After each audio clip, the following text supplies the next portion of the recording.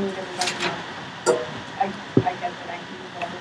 Okay, so when we're going over one argument, why wouldn't we just go over the you're not going over the objections to the entire argument, you're going over the objections to those premises really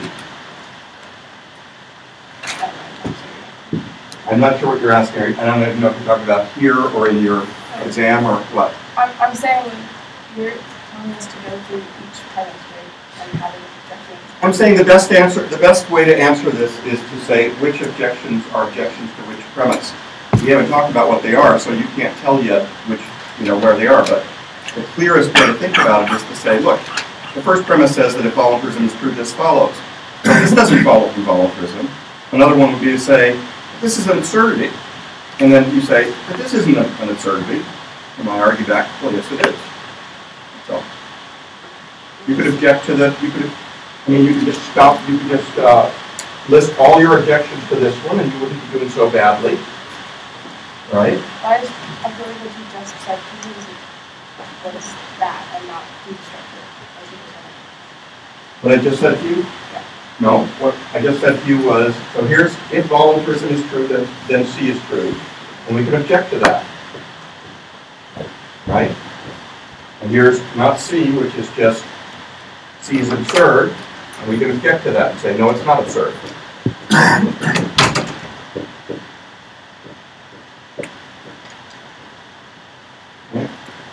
That's all. Or you could just list the objections. I mean, it wouldn't be so much worse if you did that. But as long as it's just structural, it's not going to make any sense to you. We should talk about the specifics of it, and then you'll see why they do make sense, I think.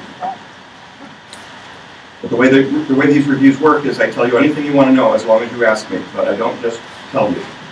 Yeah, Jenny, your hand was up first. What is so one of the objections is John Arthur's claim about arbitrary. So what else is there about, or what are those two objections? Okay. So the second objection to voluntarism was Arthur's. Okay? I'm just giving it a name. Arthur's objection. And it went like this. If voluntarism is true, then God's commands are arbitrary. But God's commands are not arbitrary, so voluntarism isn't true. Okay? So it's another little modus tollens. That's Arthur's argument.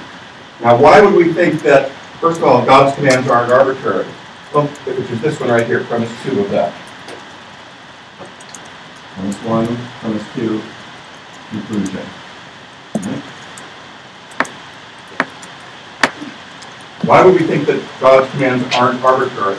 Well, the idea is that God doesn't play dice. God doesn't just do things for no reason. If God does stuff, it's not just based on a whim. God doesn't have whims or rely on whims or whims like. Okay? There's some Family Guy moment about that, wasn't there? Cool Whip, yeah. Yeah, Cool Whip. Dog, I guess. But I say whim because otherwise people don't know what I'm talking about, I don't have to talk that way. I wouldn't be surprised. So, Arthur's how does he defend the first premise? If voluntarism is true, then God's commands are arbitrary. Well, the idea is that if voluntarism is true, then when God picks, say, love your neighbor, God could have picked hate your neighbor and it wouldn't have been wrong. So there's no reason to pick love your neighbor over hate your neighbor. So God's commands are arbitrary or whimsical. That's this one. Now, I said that I thought that it wasn't true that if voluntarism is true, God's commands are arbitrary. Okay, so I denied premise 1 of Arthur's reductio. I said it's not true that if God's commands, if voluntarism is the case, then God's commands are arbitrary. Right? What I'm about to say. On what basis? Well, I said, if voluntarism is true, then God's commands are based in reason, they're based in God's love for us. There's a reason to pick love your neighbor rather than hate your neighbor if you don't want your creatures to destroy themselves. You care about them. And we've been told that God cares about us. So a caring God or a loving God would not tell us to hate our neighbors or to murder or to torture children. So God's commands aren't arbitrary, they're given for a reason if voluntarism is correct. But I objected anew, right? I made a new version of this, and I said, nevertheless, God's love, the basis for God's commands, is itself arbitrary. Because God needn't love us. And so we're still in trouble. If you think that something about God, that God doesn't act on whims, or God doesn't have whims, then how do you account for God's love of us? That seems like that's arbitrary just as much as Arthur thought the commands were. So I objected to Arthur's argument in a kind of petty way. I said, Arthur says that if voluntarism is true, God's commands are arbitrary. I don't think so. I think they'd be given for a reason. The reason is God's love for us. But then again, God's love for us seems arbitrary, so the main worry that Arthur is raising is still available. Make sense? And why did you say, what was your reasoning for God's love being arbitrary? Sorry? What was your reasoning for God's love being arbitrary? Well, the thought is that if God doesn't love us, there's nothing wrong with that. There's no reason to love us. And so that's why theological voluntarism isn't true. If you think that, this isn't what I think to be the most important of the objections, but it's Arthur's objection, so I talk about it.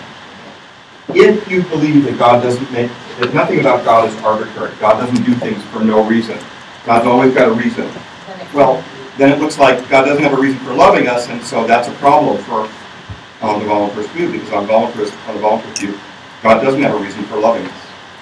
But so if you thought that God's love was arbitrary and that Then you wouldn't be arbitrary, then you wouldn't believe in theological voluntarism. Is that why we get that conclusion?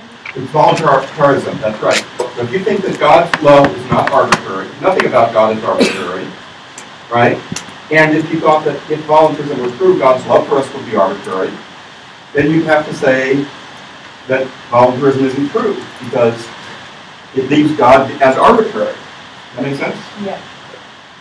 Now you might think, I'm willing to accept that God is arbitrary about loving us, that love for us is just a whim. Lucky us, God loves us.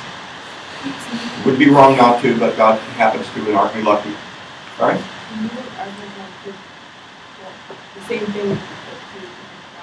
Something like that. I think that if you're worried about God being arbitrary, then I don't think Arthur's worry is quite the right one, but there is a worry in the neighborhood. Arthur's worry is that the commands are arbitrary, and I don't see why they would have to be. That they could be based in God's love for us. But in a way, that's arbitrary, and so voluntarism is still in trouble. And that's just itself. And the third one is itself too. Just think of them separately. Nope. Yeah. So number 3, the third objection to voluntarism was that morality turns out not to be as big a deal as we thought it was. It's just what some being wants. I didn't raise any objections to that. I'm sure there are plenty of objections to it. So we wouldn't do something like that. There's no reason, there's no way to, I haven't given you any basis for attacking the premises of that one. That one just looks like this, so it's the third objection to voluntarism.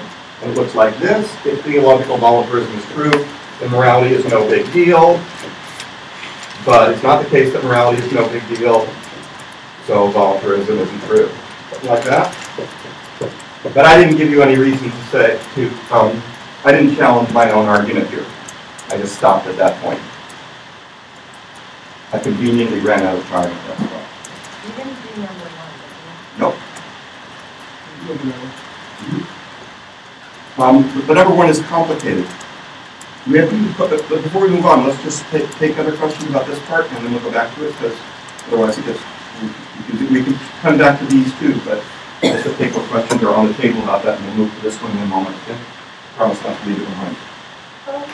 In the Arthur case, it talks like objective does address your first challenge, that the whole premise could be actually voluntarism if it is the second time about us.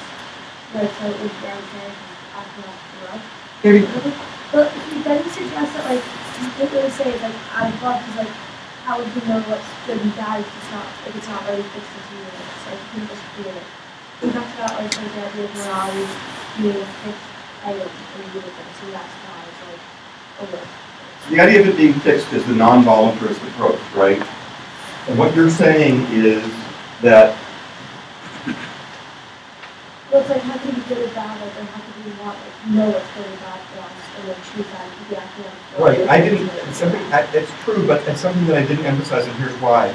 I don't think that it works, actually. And the reason is that the objection is something like this. If, suppose you say, if voluntarism is true, then God's love for us is arbitrary. I'm sorry, then God's commands are arbitrary. And I say, no, they're not, they come from God's love for us. And then you object. Well, why would a loving God would have to know what's good for us? But that implies that there's a good for us that's separate from God. Right? Have I got you? It's not fair. It doesn't matter so much because the point is that, first of all, non-moral good, what's good for us and what's good morally are two different things. Okay? So there could be a good for us. Secondly, it doesn't matter what a loving being would do for us. If you love us, would you do that? You know, you don't have to think about morality. Suppose you're a moral anti-realist, but you love your children. You still know what to do to take care of them. Right? It's just out of love for them. It's not because you don't have morality existing and intervening somehow. So that's why I don't worry about that little wrinkle. Okay, so Arthur says that God's commands are arbitrary. You said you objected that, or you said they're arbitrary because you could love or hate your neighbor, it doesn't matter. Either way. At bottom, it's all arbitrary because God's love is arbitrary. The commands aren't arbitrary, they're based on God's love for us, but God's love is arbitrary. So there's something arbitrary if voluntarism is true. But you had a question. So I'm going to make some room so we can do this. Okay. Wait, so his command can be arbitrary because it's based on his love for us, but his love for us is arbitrary. And then there's something arbitrary about God either way, right? Well, Arthur thinks the arbitrary feature is morality. I think the arbitrary feature is God's love for us. Either way, there's something arbitrary. And if you think God's not arbitrary, then you got a reason to reject voluntarism.